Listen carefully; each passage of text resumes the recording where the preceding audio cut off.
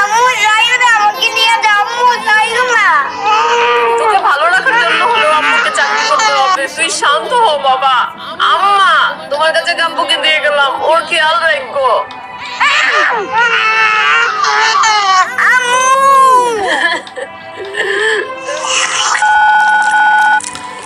Hello আম্মা, তুই এই মাসে বাড়িতে আসবি?